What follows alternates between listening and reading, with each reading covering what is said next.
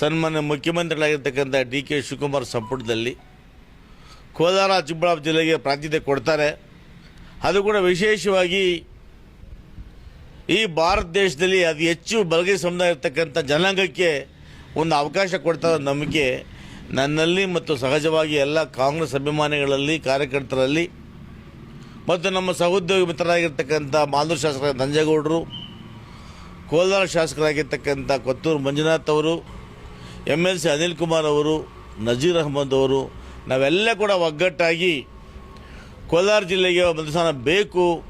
ಜಿಲ್ಲೆಯನ್ನು ನಾವು ಈಗಾಗಲೇ ಭಾಳಷ್ಟು ವರ್ಷಗಳ ಕಡೆಗಣಿಸಿದ್ದೀರಿ, ಒಂದು ಜಿಲ್ಲೆಗೆ ಸ್ಥಾನವನ್ನು ಬೇಕು ಅಂತ ಎಲ್ಲರ ಬಳಿ ಮನವಿ ಮಾಡಿ ಒತ್ತಾಯ ಮಾಡಿದ್ರು. ಯಾಕೋ ಏನೋ ಈ ಸರ್ಕಾರಕ್ಕೆ, ಮುಖ್ಯಮಂತ್ರಿಗಳಿಗೆ ಕೋಲಾರ ಚಿಕ್ಕಬಳ್ಳಾಪುರ ಜಿಲ್ಲೆ ಅಗತ್ಯ ಇಲ್ಲ ಅಂತ ಭಾವಿಸ್ತದೆ. ಇಲ್ಲಿ ನಾವು 7 ಜನ ಶಾಸಕರು ಗೆದ್ದಿದ್ದರೂ ಕೂಡ ಕನಿಷ್ಠ ಪಕ್ಷ 7 ಜನ ಕೂಡ ಒಬ್ಬ ಶಾಸಕರ ಮಂತ್ರಿ ಮಾಡಲಿಲ್ಲ ಅಂದರೆ ಈ ಚಿಕ್ಕಬಳ್ಳಾಪುರ ಕೋಲಾರ ಜಿಲ್ಲೆಯನ್ನು ಎಷ್ಟು ನಿರ್ದಾಕ್ಷಿಣ್ಯವಾಗಿ, ಎಷ್ಟು ಒಂದು ಕಠೋರ ಮನೋವೃದ್ಧಿಯಿಂದ ನೋಡ್ತಾ ಇದ್ದಾರೆ ಅಂದರೆ ನಿಜಕ್ಕೂ ಕೂಡ ಭಾಳ ನೋವಾಗ್ತದೆ. ನನ್ನ ಒಬ್ಬನ ಮಾತಲ್ಲ ಇದು. ಜಿಲ್ಲೆಯ 7 ಶಾಸಕರಲ್ಲಿ ಯಾರಿಗಾದ್ರೂ ಒಂದು ಸ್ಥಾನ ಸಿಗಬೇಕಾಗಿತ್ತು.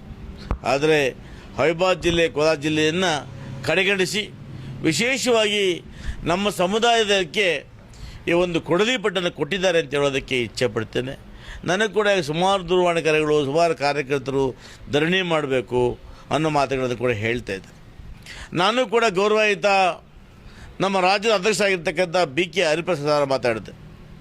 ನನ್ನ ಶಾಸಕ ಮಿತ್ರರಾಗಿರ್ತಕ್ಕಂಥ ನಂಜೇಗೌಡರು ಮತ್ತು ಕೊತ್ತೂರು ಮಂಜುನಾಥ್ ಅವರು ನಾವು ಮಾತಾಡಿ ಸಭೆಯನ್ನು ಸೇರೋ ತೀರ್ಮಾನ ತಗೊಳ್ಳೋಣ. ಈ ಜಿಲ್ಲೆಯಲ್ಲಿ ನಮಗೆ ಯಾರೂ ಕೂಡ ಗೌರವ ಇಲ್ಲ.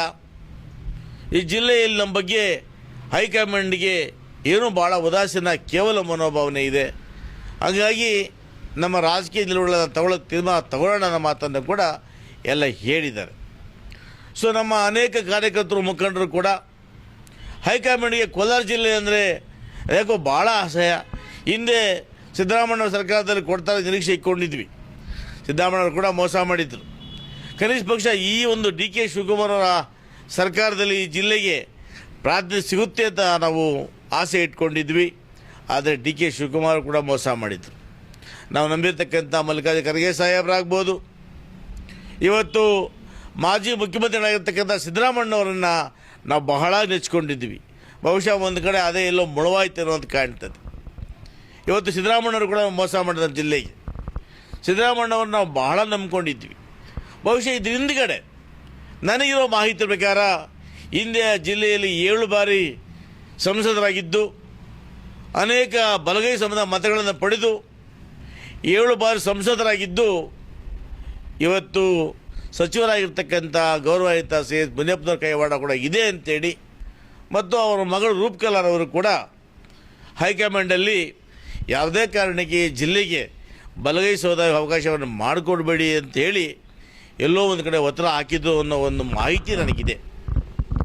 ಒಂದು ಹೇಳ್ತೀನಿ, ಇವತ್ತವರು KGF ಗೆಲ್ಲಬೇಕಾದ್ರೆ, ಈ ಎಲ್ಲ ಬಾಳ ಗೆಲ್ಲಬೇಕಾದ್ರೆ ಬಲಗೈ ಸಮುದಾಯದವರು ಸಹಾಯ ಮಾಡಿದ್ದಾರೆ ಅಂತೇಳಿ ಅವರು ಅರ್ಥ ಮಾಡೋ ಆಗ್ತದೆ. ನಾನು ಹಿಂದೆ ಕೂಡ ಇದನ್ನು ಸೂಕ್ಷ್ಮವಾಗಿ ಪತ್ರಿಕೆ ಬಗ್ಗೆ ಹೆಚ್ಚಿಗೆ ಕೊಟ್ಟಿದ್ದೆ. ಆಗ ಯಾರೋ ಮಹಾನ್ ಭಾವ ಸಾವುಕಾರ ಶಂಕರಪ್ಪ ಅಂತ ಮಾತಾಡಿದ್ದ. ಶಂಕರಪ್ಪನವರೇ, 2004ರ ಚುನಾವಣೆಯಲ್ಲಿ ತಾವು BJP ಪರವಾಗಿ ನಿಂತ್ಕೊಂಡು ವೀರಯ್ಯನ ಪರವಾಗಿ ಕೆಲಸ ಮಾಡಿದ್ದನ್ನು ಮರ್ತೋಗಿದ್ದೀರ. ನೀವು ಹೆಸರು ರೆಸಾರ್ಟ್ಗೆ ಬಂದು ವೀರಯ್ಯ ರೂಮಲ್ಲಿ ಕೂತ್ಕೊಂಡು ಹಣ ತೊಗೊಂಡೋಗಿದ್ದನ್ನು ಮರ್ತೋಗಿದ್ದೀರಾ ಶಂಕರಪ್ಪನವರೇ? ಇವತ್ತು ಸಮುದಾಯ ಬಗ್ಗೆ ಮಾತಾಡ್ತೀರಾ? ಯಾಕೆ ಬಲಗೈ ಸಮುದಾಯ ನಿಮಗೆ 7 ಬಾರಿ ಮತ ಕೊಟ್ಟಿಲ್ಲ ಅಂತಿದ್ರೆ ನಿಮ್ಮ ಗೌರವಾನ್ವಿತ KH ಮುನಿಯಪ್ಪನವರು MP ಆಗ್ತಾಯಿದ್ರಾ? ನಮ್ಮಲ್ಲಿ ಬಲಗೈ ಎಡಗೈ ಭೇದ ಇರಲಿಲ್ಲ. ಆ ಒಂದು ಭೇದ ಭಾವವನ್ನು ಹುಟ್ಟಾಕಿದ್ದೇ ತಾವು. ಇವತ್ತು ಹುಟ್ಟಾಕಿದ್ದೀರಿ, ಬಲಗೈ ಸಮುದಾಯಕ್ಕೆ ದ್ರೋಹ ಮಾಡಿದ್ದೀರಿ. ಈ ದ್ರೋಹದ ಪ್ರತಿಫಲವನ್ನು ಮುಂದೆ ಭಗವಂತ ಇದ್ದರೆ ಅದು ತೋರಿಸ್ತಾರೆ ದೇವರು ಅನ್ನೋ ಮಾತನ್ನು ಹೇಳಿ, ಇವತ್ತು ನಾವು ರಾಜಕೀಯವಾಗಿ ಕೂಡ ನಮ್ಮ ಮುಖಂಡರ ಸಭೆಯನ್ನು ಕರಿತೀವಿ. ನಾಳೆ ನಮ್ಮ ಶಾಸಕ ಮಿತ್ರರ ಸಭೆಯಲ್ಲಿ ಏನು ತೀರ್ಮಾನ ಆಗುತ್ತೆ ಆ ತೀರ್ಮಾನದ ಅನ್ವಯ ನಾವೆಲ್ಲ ಕೂಡ ಕಾನ್ಸ್ಟಿಟ್ಯೂನ್ಸಿಯಲ್ಲಿ ನಮ್ಮೆಲ್ಲ ಮುಖಂಡರ ಸಭೆಗಳನ್ನು ಕರೆದು ನಮ್ಮ ಮುಂದಿನ ನಿರ್ಧಾರ ಯಾವ ರೀತಿ ಮಾಡಬೇಕು, ಯಾಕಂದರೆ ಸಕ್ರಿಯವಾಗಿ 35 ವರ್ಷದಿಂದ ಕೆಲಸ ಮಾಡ್ತಾ ಬರ್ತಾ ಇದ್ದೀನಿ. ಬೈ ಎಲೆಕ್ಷನ್ ಫೇಸ್ ಮಾಡಿದ್ದೀನಿ, 3 ಬಾರಿ ಶಾಸಕನಾಗಿದ್ದೇನೆ. ಇಲ್ಲಿ ಹೆಚ್ಚಿಗೆ 32-35 ವರ್ಷಗಳಿಂದ ಸಕ್ರಿಯವಾಗಿ ಕಾಂಗ್ರೆಸ್ ಪಕ್ಷದಲ್ಲಿದ್ದೇನೆ. ನನಗೂ 59 ವರ್ಷ ವಯಸ್ಸಾಯಿತು. ಇನ್ನು ಯಾವಾಗ ಅಧಿಕಾರ ಕೊಡ್ತಾರೆ ಸರ್ ಈ ಒಂದು ಪಕ್ಷದಲ್ಲಿ?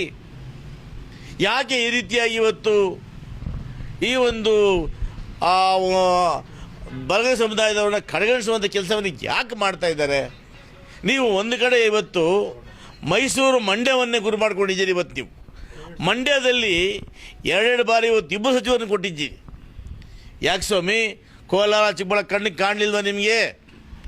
ಮಂಡ್ಯಗೆ ಇಬ್ಬರನ್ನು ಕೊಟ್ಟಿದ್ದೀರಿ, ಪಕ್ಕದಲ್ಲಿ ಬೆಂಗಳೂರು ಗ್ರಾಮಾಂತರ ಕೊಟ್ಟಿದ್ದೀರಿ, ಬೆಂಗಳೂರಿಗೆ 2 ಸಚಿವರನ್ನು ಕೊಟ್ಟಿದ್ದೀರಿ, ಮೈಸೂರಿಗೆ ಕೊಟ್ಟಿದ್ದೀರಿ. ಯಾಕೆ ನಿಮಗೆ ಕೋಲಾರ ಜಿಲ್ಲೆ, ಚಿಕ್ಕಬಳ್ಳಾಪುರ ಜಿಲ್ಲೆ ಈ ಒಂದು ಸರ್ಕಾರಕ್ಕೆ, ಗೌರವಾನ್ವಿತ ಮುಖ್ಯಮಂತ್ರಿಗಳಿಗೆ ಈ ಗಮನಕ್ಕೆ ಬರಲಿಲ್ವಾ? ಇದು ಭಾಳ ನೋವಿಂದ ಮಾತಾಡ್ತಾ ಇದ್ದೀವಿ. ಖಂಡಿತ ಕೂಡ ಇದು ನಮಗೆ ಮಾಡಿರ್ತಕ್ಕಂಥ ಅನ್ಯಾಯ, ದ್ರೋಹ. ಇದು ಈ ದ್ರೋಹವನ್ನು ನಾನು ಸುಮ್ಮನೆ ಇದ್ದರೂ ಕೂಡ ನಮ್ಮ ಸಮುದಾಯ ಚಿಕ್ಕಬಳ್ಳಾಪುರದ ಈಗಾಗಲೇ ಸುಮಾರು ಹೋರಾಟಗಳನ್ನು ಮಾಡಿದರು. ಬಲಗೈ ಸಮುದಾಯದಲ್ಲಿ ನಮ್ಮ ಏಡುಕೊಳ್ಳ ಶ್ರೀನಿವಾಸ ಅಣ್ಣ ರೆಡ್ಡಿಯವರೆಲ್ಲ ಸೇರಿಕೊಂಡು 4 ಬಾರಿ ಬೃಹತ್ ಸಮಾವೇಶಗಳನ್ನು ಮಾಡಿದರು. ಕೋಲಾರದಲ್ಲಿ ಕೂಡ ಬಲಗೈ ಸಮುದಾಯದ ಅನೇಕ ಮುಖಂಡರು ಅನೇಕ ರೀತಿಯಲ್ಲಿ ಹೋರಾಟಗಳನ್ನು ಮಾಡಿದರು. ಇದು ಯಾವುದೂ ಕೂಡ ಇವತ್ತು ಕಾಂಗ್ರೆಸ್ ಪಕ್ಷದ ಮುಖ್ಯಮಂತ್ರಿಗಳು, ಗೌರವಾನ್ವಿತ ಮಾಜಿ ಮುಖ್ಯಮಂತ್ರಿಗಳು, ರಾಷ್ಟ್ರೀಯ ಅಧ್ಯಕ್ಷರಾಗಿರ್ತಕ್ಕಂಥ ಗೌರವಾನ್ವಿತ ಮಲ್ಲಿಕಾರ್ಜುನ ಸಾಹೇಬರು, ನಮ್ಮ ಈಗ ಇತ್ತೀಚೆಗೆ ಅಧ್ಯಕ್ಷರಾಗಿರ್ತಕ್ಕಂಥ ಹರಿಪ್ರಸಾದ್ ಸಾಹೇಬರು ಬಹುಶಃ 2 ಜಿಲ್ಲೆಗಳನ್ನು ಕಡೆಗಣಿಸೋದಕ್ಕೆ ಭಾಳ ನೋವಾಗ್ತಾ ಇದೆ. ಹಾಗಾಗಿ ಕಾರ್ಯಕರ್ತರು ಏನು ಹೇಳ್ತಾರೋ ಆ ಕಾರ್ಯಕರ್ತರು ಮುಖಂಡರ ಒಂದು ಇದನ್ನು ನಾವು ಸಭೆಯನ್ನು ಕರೆದು ಆ ಸಭೆಯಲ್ಲಿ ಅವರು ಏನು ತೀರ್ಮಾನ ಕೊಡ್ತಾರೋ ಆ ತೀರ್ಮಾನದಂತೆ ನಡ್ಕೊಳ್ತೇವೆ ಅನ್ನೋ ಮಾತನ್ನು ಹೇಳೋದಕ್ಕೆ ಇಚ್ಛೆಪಡ್ತೇನೆ.